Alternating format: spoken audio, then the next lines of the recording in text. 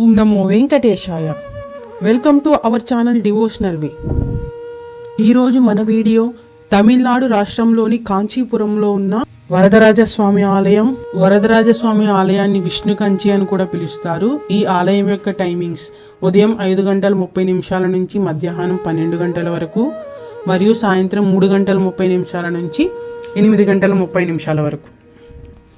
శ్రీ వరదరాజస్వామి దేవాలయం యొక్క ఆలయ విశేషాలను గురించి ఇప్పుడు తెలుసుకుందాం. 108 వైష్ణవ దివ్యక్షేత్రాలలో వరదరాజస్వామి దేవాలయం ఒకటి.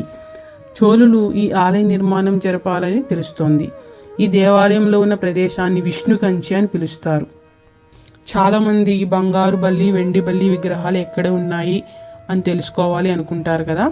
ఈ దేవాలయంలో 23 ఎకరాల సముదాయంలో ఉందండి. ఈ దేవాలయం యొక్క ప్రత్యేకత ఏంటంటే ఇక్కడ బంగారు బల్లి మరియు వెండి బల్లులు ఉన్నాయి. ఈ బల్లులను తాకితే మనిషి ఒంటి మీద బల్లి పడితే కలిగే దోషం పోతుందని నమ్మకం. దేవాలయ ప్రాకారం ఉండే అన్ని పైకప్పుల మీద బల్లులు చెక్కబడి ఉంటాయి. ఈ దేవాలయం యొక్క ప్రాంగణంలో ఆనంద సరోవరం మరియు బంగారు తామర తాటాకం ఉన్నాయండి. ఆనంద సరోవరం మధ్యలో ఉన్న మండపంలో జలాంతర్భాగమైన అత్తి చెక్కితో చేయబడిన అత్తి శ్రీ వరదరాజ పెరుమాళ్ విగ్రహాలు ఉంటాయి. ప్రతి 40 సంవత్సరాలకు ఒకసారి కోనేరులో నుంచి ఈ విగ్రహాలను తీసి 40 రోజుల పాటు ప్రజల దర్శనానికి అనుమతిస్తారు. గతంలో 1979 సంవత్సరంలో అత్తి శ్రీ వరదరాజ పెరుమాళ్ కోనేరు నుంచి బయటకు తీసి దర్శనానికి అనుమతించారు. 40 ఏళ్ల తర్వాత 2019 సంవత్సరంలో జూన్ నెలలో ఈ శ్రీ వరదరాజ పెరుమాళ్ని దర్శనానికి అనుమతించారు. శ్రీ వైష్ణవులకు పరమ పవిత్రమైన 108 దివ్య దేశాలలో ఒకటి ఈ ఆలయం అండి. అంతేకాదు శ్రీరంగం, తిరుమల, మేల్కేటే, వాటి తర్వాత కంచి శ్రీ వరదరాజ పెరుమాళ్ కోవెల వారికి అత్యంత పవిత్రమైన దర్శనీయ క్షేత్రం. మరో విశేషం ఏంటంటే ఈ 108 దివ్య తిరుపతులలో 14 కంచిలోనే ఉండడం. అందులో కొన్ని విష్ణు కంచిలో ఉండగా మరికొన్ని శివ కంచి ఉంటాయి. విష్ణు కంచిలో ఉండే శ్రీ వరదరాజ పెరుమాళ్ కోవెల ఎంతో విశేష పౌరాణిక మరియు చారిత్రక నేపథ్యం కలిగి ఉంటుంది.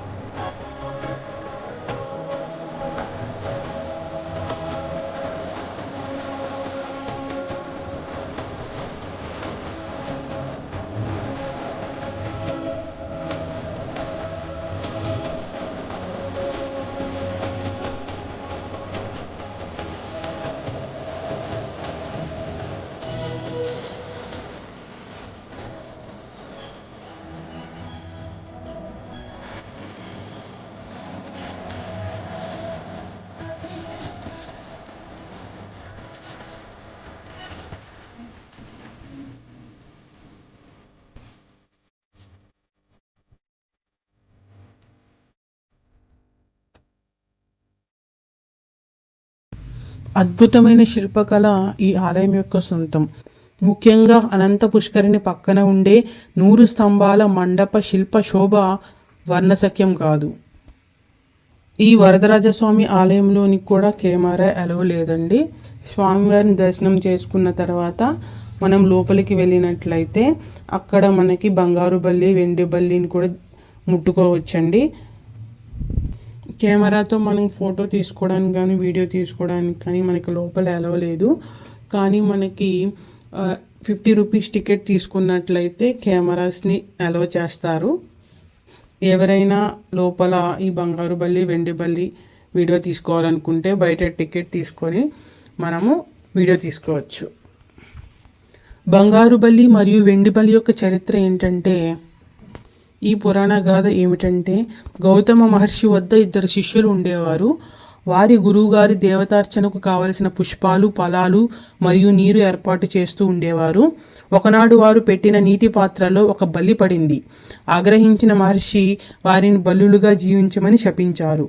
తెలియక చేసిన తప్పుకు క్షమించమని వేడుకొనగా ఆయన వారిని అత్తిగిరి క్షేత్రం వెళ్ళి స్వామిని సేవించమని శాప విమోచనం తెలిపారు. కొంతకాలానికి ఇంద్రుడు, సూర్యుడు మరియు చంద్రునితో కలిసి శ్రీ వరదరాజ పెరుమాళ్ దర్శనానికి తరలి వచ్చారు. వారి దర్శనంతో శిష్యులకు శాప విమోచనం లభించింది. మనకి వెండి బల్లి, బంగారు బల్లి ముట్టుకునేటప్పుడు మనకి సూర్యుడు, చంద్రుడు బొమ్మలు కూడా మనకి ఉంటాయి. వాటిని కూడా మనం తాకవచ్చు. ఈ బంగారు బల్లి, వెండి బల్లి సూర్యుడిని, చంద్రుడిని తాకిన వారి సమస్త దోషాలు, పాపాలు తొలగిపోతాయండి. నాటి నుంచి ఇక్కడ వారి రూపాలను ఏర్పరిచారండి. వాటిని తాకిన వారికి సమస్త దోషాలు, పాపాలు తొలగిపోయి ఆరోగ్యవంతులు అవుతారని చెబుతారు. ఈ ఆలయంలో మనకి భక్తుల రద్దీ చాలా ఎక్కువగా ఉంటుంది. ఇంచుమించు మనకి 2 గంటల నుంచి 3 గంటల సమయం పడుతుందండి. స్వామివారి దర్శనంతో పాటు లోపల ఉన్న బంగారు బల్లి, వెండి బల్లి వాటిని తాకడంతో పాటు అమ్మవారి ఆలయం కూడా ఉంటుంది.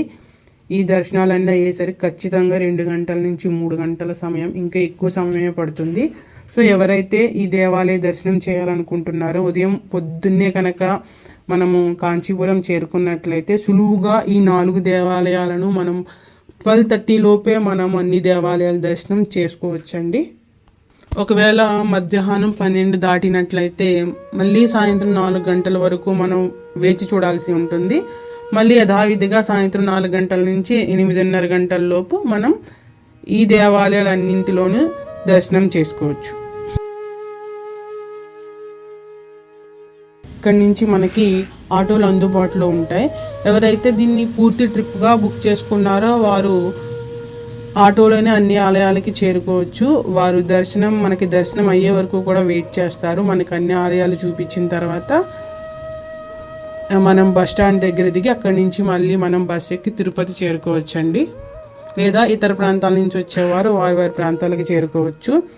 అలా కాదు మేము విడిగా వెళ్తాం అనుకుంటే ఒక గుడి దగ్గర నుంచి ఇంకొక గుడి దగ్గరికి మనకి ఆటో సదుపాయం ఉంది. మనకి మనిషికి 20 రూపాయల వరకు ఛార్జ్ చేస్తారు. అదే కనుక మనం ఒక ఒంటరిగా లేదంటే 2-3 కలిసి వెళ్ళాలనుకుంటే 100 రూపాయల వరకు కూడా ఛార్జ్ చేస్తారు.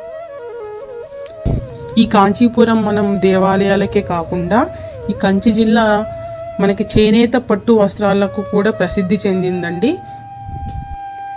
400 సంవత్సరాల నుంచి 5,000 మంది కుటుంబీకులు చేనేత వృత్తినే జీవనాధారంగా చేసుకొని జీవిస్తున్నారు. ఈ చేనేత వృత్తికారులు చేసిన పట్టు వస్త్రాలు, మల్బరీ పట్టు నుండి తయారు చేసిన పట్టు చీరలు, వివిధ రంగుల జరీలు ఇక్కడ నేత కార్మికుల పనితనానికి మచ్చుతునుక. చెన్నై నుంచి మనం కంచి 70 కిలోమీటర్ల దూరంలో ఉంది. మనం 2 గంటల ప్రయాణం పడుతుందండి. అలాగే మనం తిరుపతి నుంచి కంచి చేరుకోవాలంటే ఇంచుమించు 3:30 నుంచి 4 గంటల సమయం పడుతుందండి. ట్రైన్ అయినా కూడా ఇంచుమించు 3:30 నుంచి 4 గంటల సమయమే పడుతుంది తిరుపతి నుంచి కంచి చేరుకోవాలంటే. చెన్నై నుంచి అయితే మనకి 2 గంటల సమయంలోపే మనము చేరుకోవచ్చు. మనము ఈ గుళ్ళన్నిటిని దర్శనం చేసుకున్న తర్వాత చక్కగా చీరల షాపింగ్ కూడా చేసుకోవచ్చు. అందుకే వీలైనంత మట్టికి ఉదయమే కాంచీపురం చేరుకునేలా చూడండి.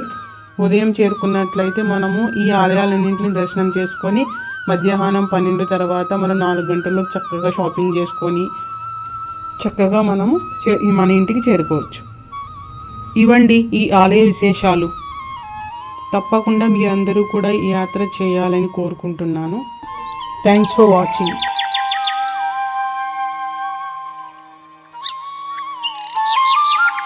అందరికీ నమస్కారం. Please subscribe devotional way, like and share.